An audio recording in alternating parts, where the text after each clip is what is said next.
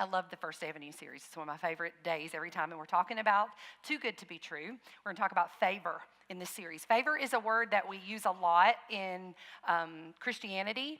And it's kind of, I always call those words Christianese words. You know what I mean? Where it's just part of our like daily talk. Like, how are you? Oh, I'm blessed and highly favored. You know, like, what does that even mean? Like, I don't. You know what I'm saying? Or favor ain't fair. You ever heard that? Favor ain't fair, girl. I don't know. I'm just favored. You know, what does that mean? Like if that's a place that we get to live, I want to be there, right? So we're going to talk about favor in a really practical way. And not that we've understood and experienced everything there is to know about favor, but we're going to look today, as a matter of fact, at 5 common denominators that people who, you ever notice those people who just hit stride after stride after stride of favor? It just feels like every Facebook status is something new that God's done for them that blows their mind. Every time they talk to you, they've got like 35 stories that happened in the last week of just God's favor. You know what I'm talking about? I want to live in that place, right? I want that to be my normal daily life. So we just kind of looked at some common denominators that people who experience the favor of God, and I want to be clear, that's not talking about just the provision of God. God's your father. He is going to provide for you. That's what he does. A parent provides for their child. I'm talking about past that, the sweet spot, the favored place. What does that look like and how do we get there? So I think one of the reasons we have a hard time experiencing favor in general, and we talk about this quite a bit here, is that we're just skeptical by nature because of our culture, because of media, because of products, because of as seen on TV products, right? And we're going to show you 3 products that overpromise and underdelivered. See if you remember any of these. Do you remember this diet pill? You remember Ally? I ain't going to ask you if anybody took it because this is one of those shameful questions. Somebody in my family took it and had a real bad experience with it, but she's not here, so we'll go ahead and talk about her. So this pill, she had a real bad experience with it because she learned what Ally is designed to do. So this pill promised that you could eat whatever you wanted, and this pill would break the fat down in your body, right? Eat the fried Twinkie at the fair. Pop an Ally. It'll break the fat down. I mean, this sounds like heaven, right? Sign me up. I want every level of it. I mean, give me all of it. Until you have the realization that fat has to go somewhere. And it is going to come out. And this loved one tells me that she had a real bad experience understanding how it comes out of your body. So, spoiler alert, it comes out in the toilet, okay? Just be real black and white with you. Or not in the toilet if you don't make it to the toilet, okay? So remember, that's too good to be true. It is. There is no pill that is going to let you eat all the deep fried Twinkies at the fair and all the chips and salsa. It's just not going to happen, right? Okay, remember Listerine? We still use Listerine. It's still on the shelves. But remember when it was only yellow?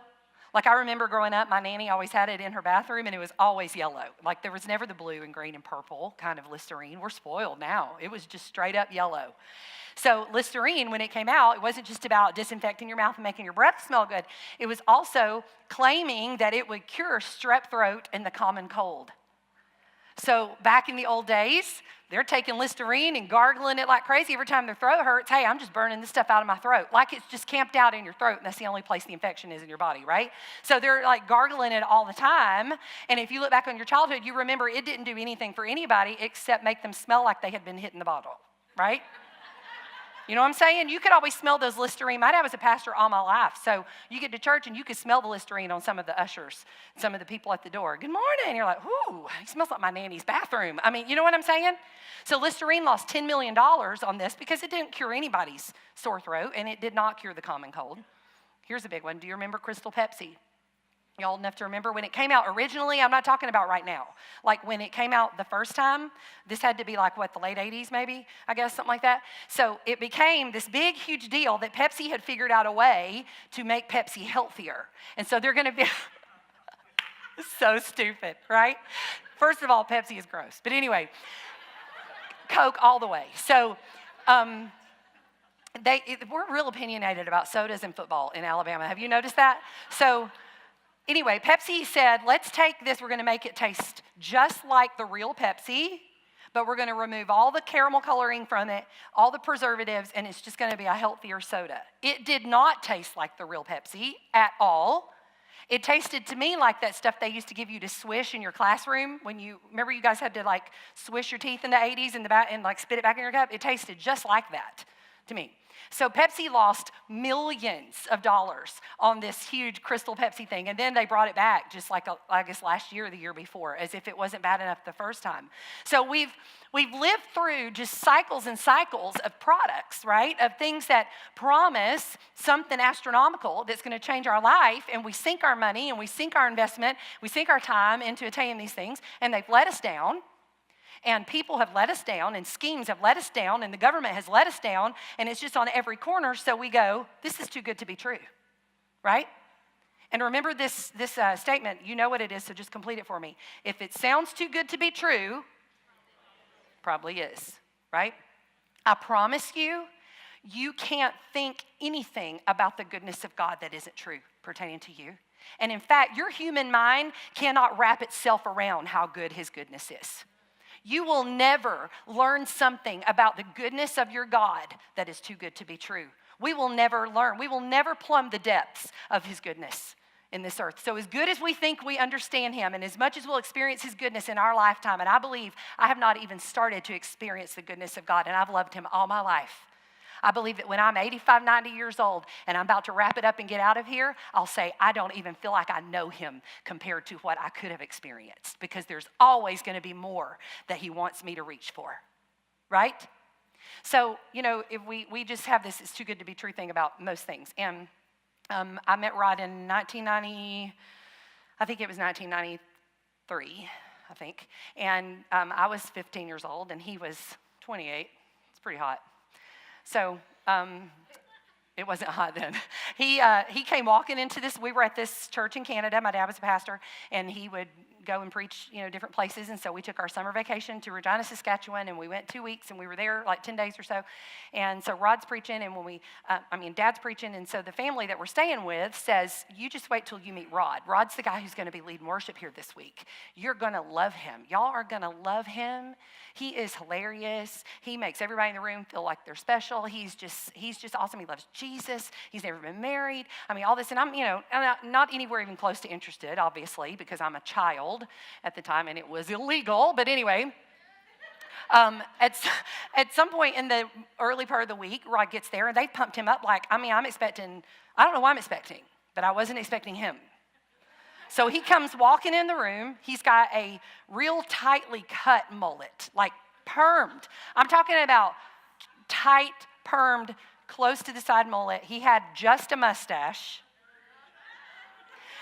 He had on a T-shirt that said in big turquoise and orange letters, like nothing subtle about this man. As a former fetus, I oppose abortion.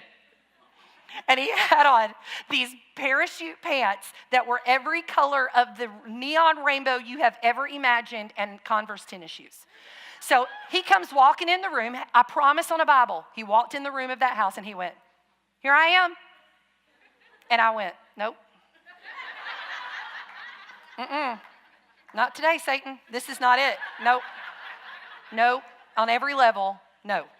So we spend the week with him, and we're ministering, and my dad's preaching and Rod's leading worship. We spent a lot of time. We stayed at that same house together, all of our family, and him and the guy that he was traveling with in ministry. And I can't even tell you how much no I felt all week. He was just too much. He's over. Imagine Rod at 28 years old, okay? He's 52 right now. So we've loved each other a real long time, and he's kind of brought it back in. This was the 28-year-old version of Rod with a mullet, okay, and a mustache. So at the end of the week, we're starting to go home, and my parents just think he's the greatest thing since sliced bread. My dad's already starting to talk about we should see if he wants to come down and work with us in Florida. And I just feel something feels right about this in my heart. And I'm like, have all of you lost your minds? He is using some kind of substance. That man is not real. Nobody, and I remember saying this, nobody is that happy. Nobody really likes people that much, y'all. Nobody's that genuine. And I remember saying, he's not legit. Like, there is something sketchy. You just wait and see, and time will tell. You're going to see that I was right. At 15, you know everything at 15. So I said, I know. I can tell. I can read people down. That guy is a scam. Well, here we are, 24 years later, and he's as real can get. Now, I'm saying all that to say, that's a pretty dramatic comparison, but I'm saying all that to say, if we don't let some of our walls down, we'll miss some of the greatest things that God has ever intended for us to have. Some of the greatest friendships, some of the greatest opportunities, the love of my life, if I had not started letting him inside and watching and going, this is real. There are some things in this life that are not too good to be true. God really wants you to have them. That's what favor means.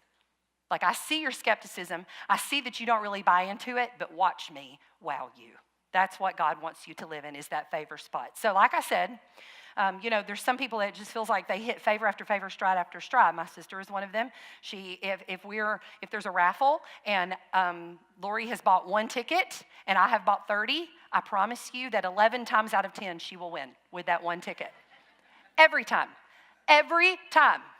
And she just walks in the room like, I am going to win. You're all wasting your money. And she's completely convinced, and she wins. So if I know she's entered something, I'm not even going to enter it because I know that she's going to win. You know what yeah, don't ever, I'm just telling you, save your money. If Lori's involved, just save your money because she's going to win.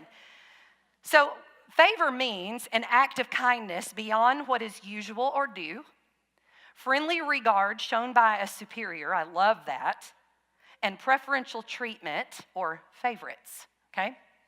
So, like I said, we don't know all the reasons that somebody's favored. It doesn't, and sometimes it just defies logic, right? You're like, really?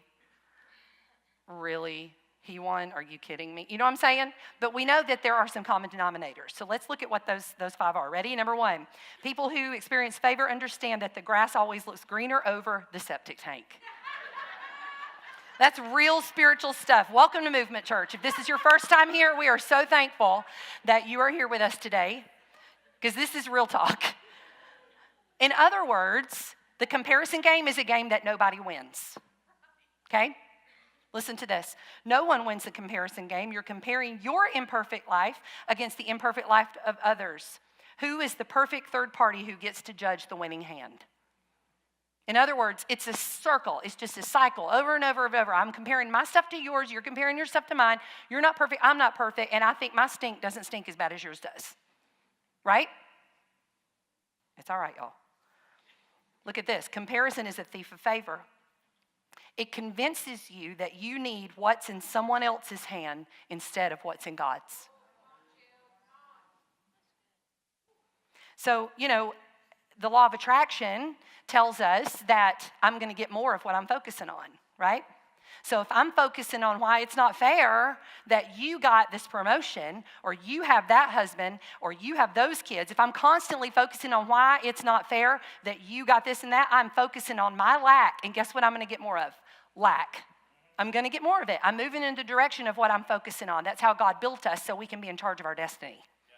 So he built us to draw to us the things that we believe in our heart. So if I'm focusing on it's not fair, you got this, you got this, you got this, I'm thinking about I don't have it together. I don't have enough, I'm not enough, I'll never be enough, and I'm going to get more of not enough. That's how it works. Listen to this. 2 shopkeepers were bitter rivals. Their stores were directly across the street from each other, and they would spend each day keeping track of each other's businesses, kind of like we do on Facebook, right? If one got a customer, he would smile and triumph at his rival. One night, an angel appeared to one of the shopkeepers in a dream and said, I'll give you anything you ask, but whatever you receive, your competitor will receive twice as much. Would you be rich? You can be very rich, but he will be twice as rich. Do you wish to live a long and healthy life? You can, but his life will be longer and healthier. What is your desire? The man frowned, thought for a minute, and then said, here is my request. Strike me blind in one eye.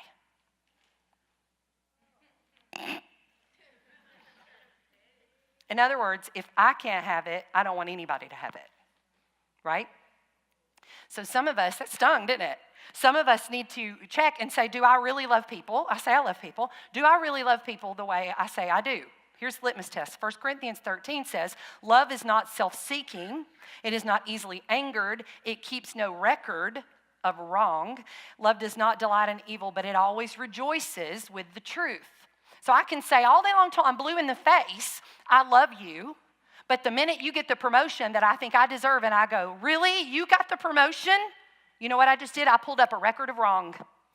These are all the reasons why you are disqualified and I should be the one holding that. That means I don't love you.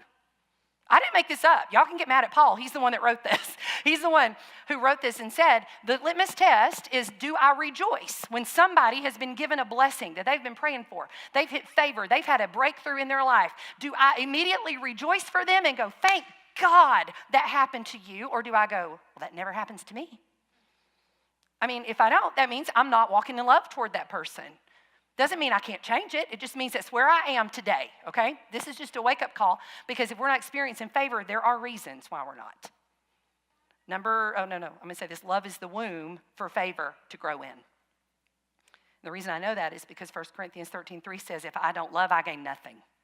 So in other words, I can be proficient in a million different skills. I can speak all kinds of languages. I can be the most skilled person in the room, but if I don't have love, everything I'm about means nothing to anybody in there.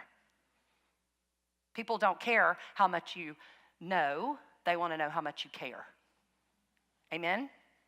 Number 2, here's another checkup. Optimistic people experience more favor than pessimistic ones. This is real basic math today, y'all.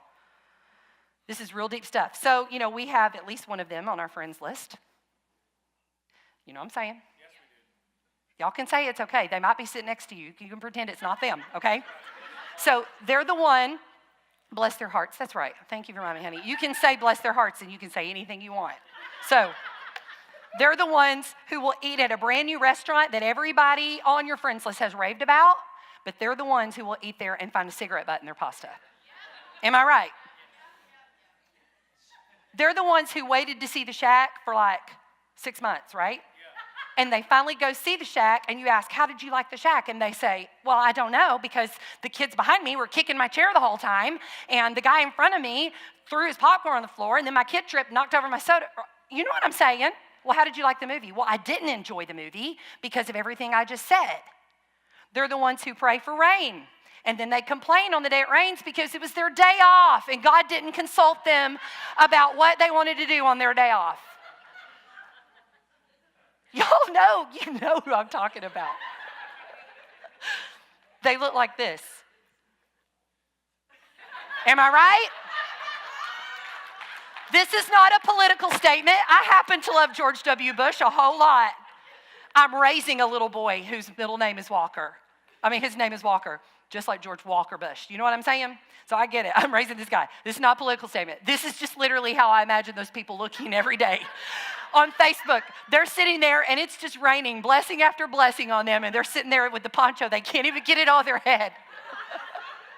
I love it so much. This is my favorite picture of all time. Like, I probably love it more than my kids' baby pictures. I just think it's the greatest. All right. Oh, the memes, all the memes. So I call these people the Eeyore people. Eeyore, as in Winnie the Pooh Eeyore, okay? Here's why. Watch this and see if you recognize anything on this.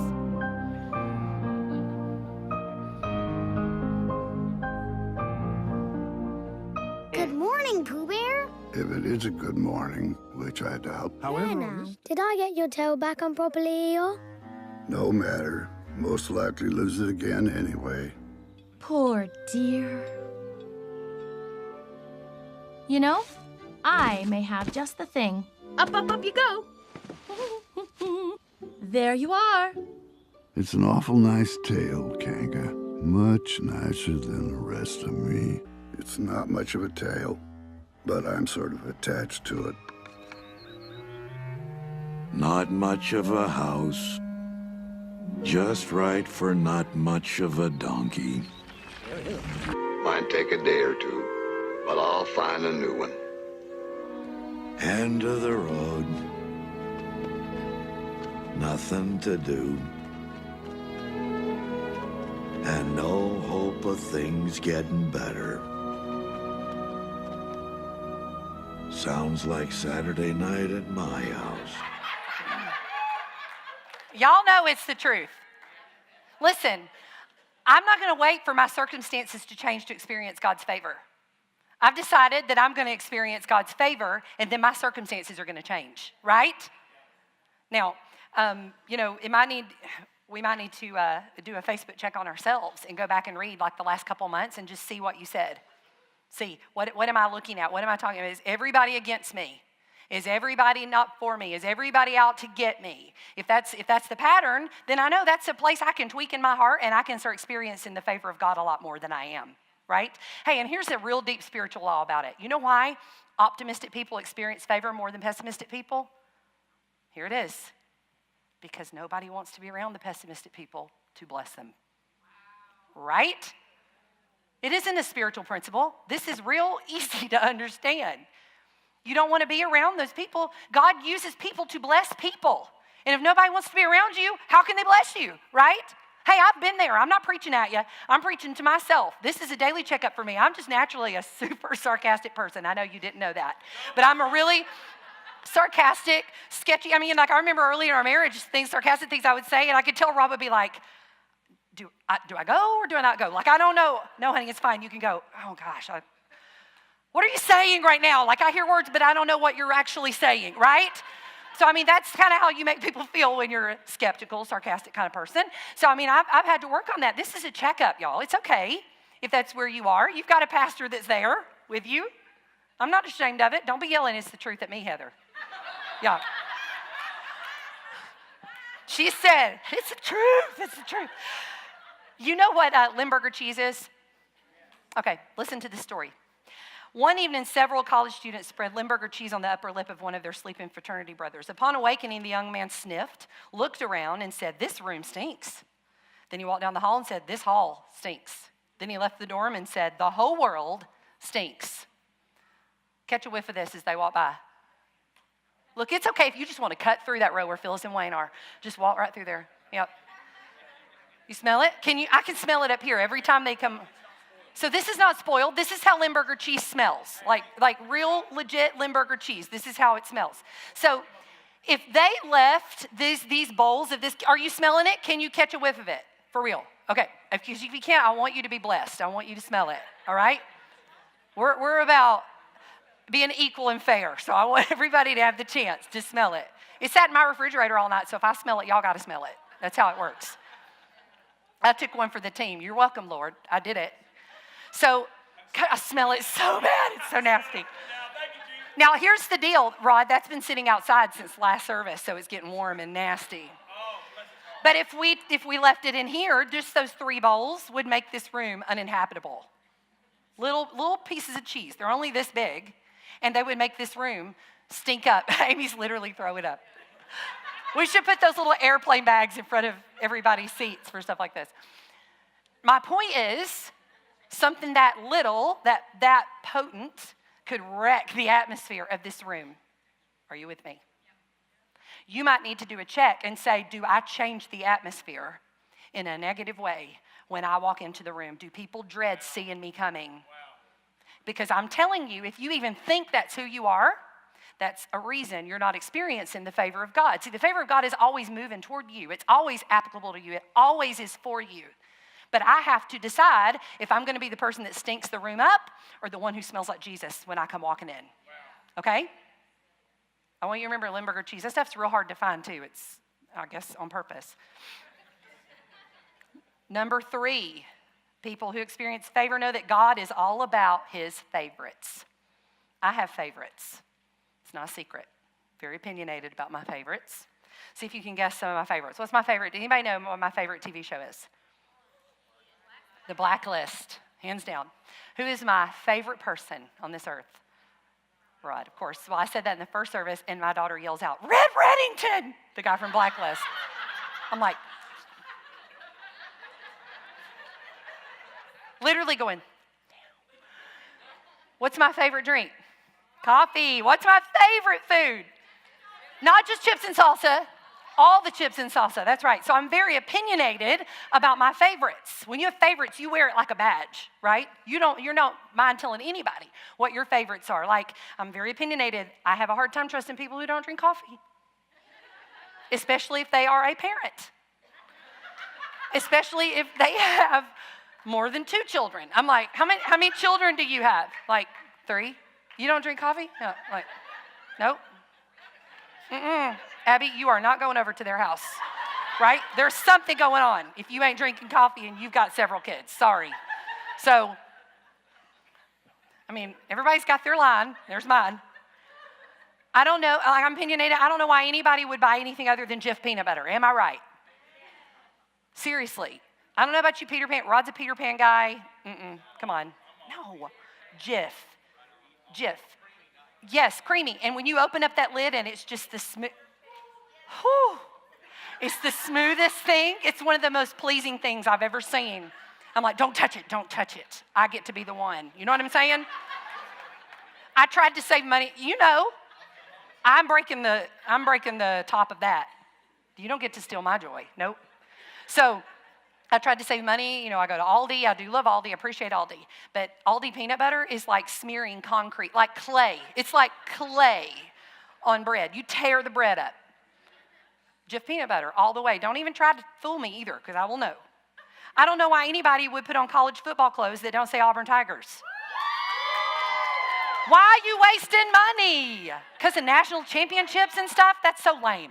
So, you know what? All of my kids believe that they are my favorite. And I'm talking about like Lori's kids, my kids, all 5 of those children believe they are my favorite child in the 5. They really do. They're completely convinced, because you know why? They're right. Because they're my favorite. Legend is my favorite legend. Walker is my favorite Walker. Abby is my favorite Abby. Are you following me? Let me tell you something. There's, 6.7 billion people on the planet? Is that right? That never feels right. But ever how many billions of people there are, you're the only one that's you. This sounds like something we teach in kindergarten, but we don't think it applies to us as adults. You're the only one that's you. You are God's favorite you. You are the one that he loves. Not one of the ones he loves. You're the one that he loves. 1 Peter 2:9 says, you're a chosen people, a royal priesthood, a holy nation, God's special possession, that you may declare the praises of him who called you out of darkness. Thank God, into his wondrous light. I love the King James Version. You never will hear me say that normally. But it says, you are a chosen generation, a royal priesthood, a holy nation, a peculiar people. I love that word, peculiar. You know, it's the job of us as parents to know the peculiarities of our children, right? Now, don't be offended that I'm going to call my children it when I'm talking about them in just a second. I'm doing this to keep their privacy in check, okay? But one of my kids only ate pureed foods and soups for about 9 months, and it already had all its teeth.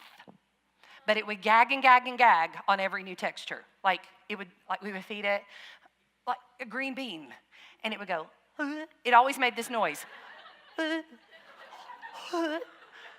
Every time. Get the cream of mushroom soup out, and let's puree some more vegetables. Why does it not eat like a normal kid? One of my kids fell down in the middle of Target, rolling around like it was on fire, because its underwear felt bobbly. Did you know you can wreck their lives by putting the wrong pair of underwear on them? Because you can. I saw this thing on Facebook that said, before I had kids, I had no idea I could destroy my family by giving a blue cup to the red sippy cup kid. Right? One of my kids gets so mad if it's being chased, it literally morphs into Hulk smash, like in front of you. Like it spontaneously combusts the minute he thinks he's going and anybody is coming behind him. Like he can't, and it wants to be a Navy SEAL. Right. One of my kids had another meltdown in a July parking lot in Central Florida, rolling around again because its sock felt weird on its toe. You know what I'm saying? And one of Lori's kids talks like Sean Connery, and we don't know why. Am I right? Like it will say, in a minute, can we go outside and see if we can try to find the shovel and the sippy cup? You know what I'm saying? What are you doing, man? When did you become Scottish? Like, what is that? So it's my job as their parent to meet them where they are in that peculiarity, right? It's my job to know which one has to have the blue sippy cup, which one's underwear can't touch its belly button. I have to know all of this. This is my job. And you know what? One of my kids has been infinitely harder to love in a lot of ways than the other one. I mean, I'm just being real about it. I mean, not that I don't love them the same, but it's made my job a lot harder of reaching one of their hearts than the other one. The one was just pliable, like just melted butter. I mean, it would just go wherever and serve and love and be precious. And this other one came out literally with its eyes open out of the womb. We've got pictures. Like, it came out like this. And it literally has been like, my name is No. Like, that's the whole mission of its life. So, now, it doesn't mean that I love either one of them more than the other, but I'm going to be real honest with you. There's been times in their lives that I think, why are you making it so much more difficult for me to get this love to you than this one did? Right? I mean, everybody's got their own story, their own walls, their own personality, their own quirks. Quirks. I am not good at twerk. Don't even, Quirks and tweaks. That's what I was trying to say. Everybody's got their own quirks. And I believe that God is saying, you're making this so much harder for me than it has to be. I have given both of you the same thing. I've given both of you the same blessing, the same accessibility to me. I have given you every promise, just like I gave every promise to her. And you have stopped me from letting me get it into your life. Right? I don't want that to be me. I want to be an open canvas. You know, my Nana has 8 grandchildren, and every one of us are convinced, all 8 of us are completely convinced down to my cells that we are her favorite grandchild. That's good grandparenting right there. Like, I know it. I mean, I know it. I'm her favorite grandchild. And if my cousin Melanie walked in the room, she would say, you have lost your mind. I am her favorite grandchild because of this. And we'll go, she did that with you. She never took me there. Well, she took me to blah, blah, blah. You know what I'm saying? You've got your own place with him. Quit trying to make it somebody else's, and you got to have what they have and be who they are and do what they do. He's got his own wink just for you, his own nod, his own gestures. Open your eyes and decide you're going to look at it. Number 4, you got to understand that his favor is chasing you. Psalm 23:6 says, his goodness and mercy shall follow me all the days of my life. That word follow means to passionately pursue, to chase with intention, to hunt down like a dog would. Literally, since Jesus died on the cross, those blessings have not stopped running after you, chasing you. The minute Jesus took his last breath and heaven became accessible to you, favor started chasing humanity as fast as it could. You know what our job is? To slow down and let that dog catch up to us, right? It's hunting. He is hunting you down, trying to put you in the crosshairs of his favor. But we're too busy running and dodging and avoiding and trying to fill the hole with something else that we can't let it catch up to us.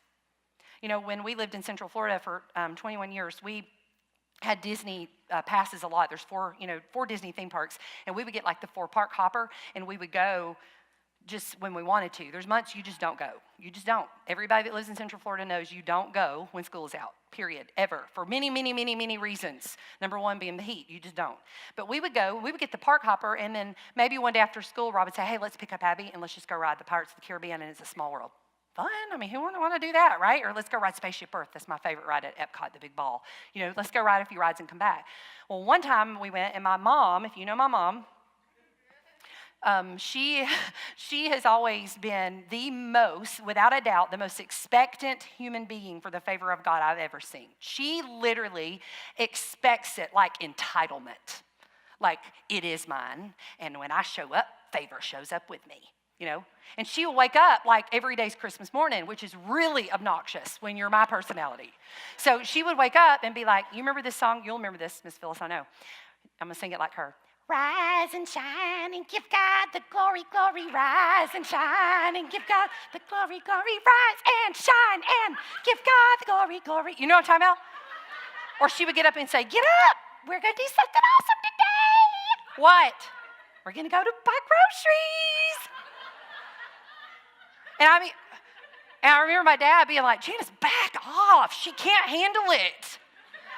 Right? I mean, she's just that way. She expects every time she goes to the store, she's going to get the parking spot at the front. And she goes, Princess parking. All my life. This has been my life, right?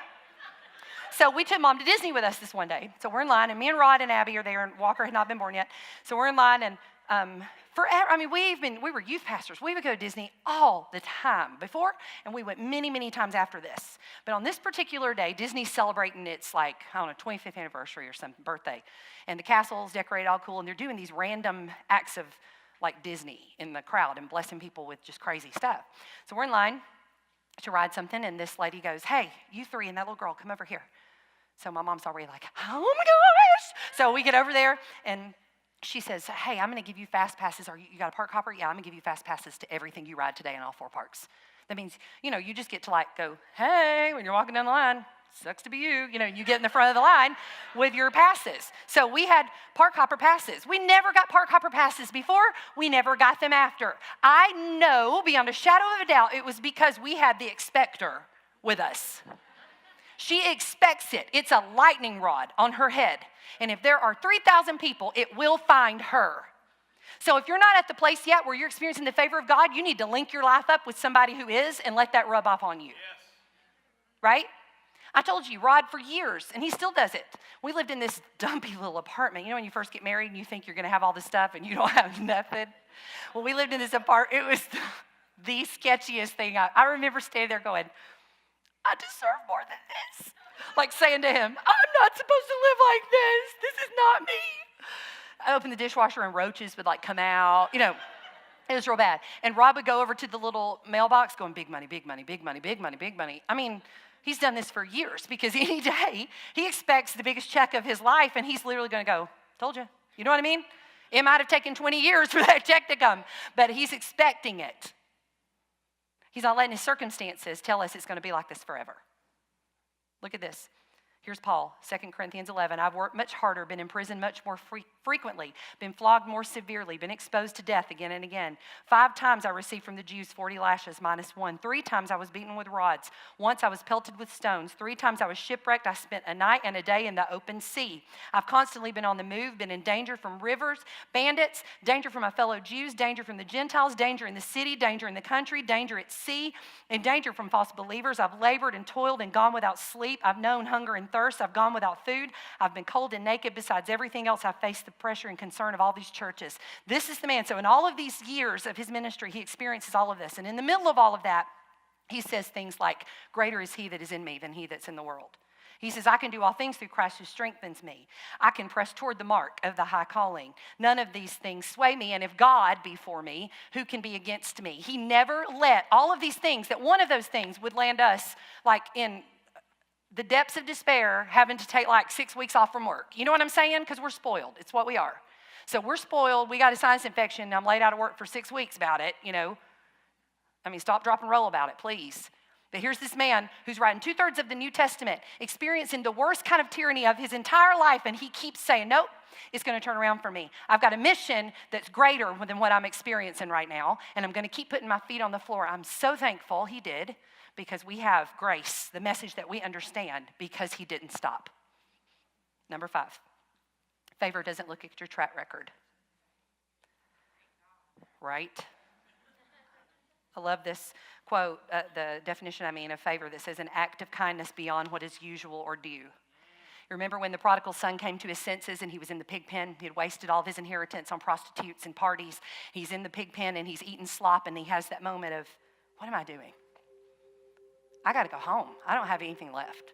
He didn't expect to go home and his father to accept him and love him and make him a son again.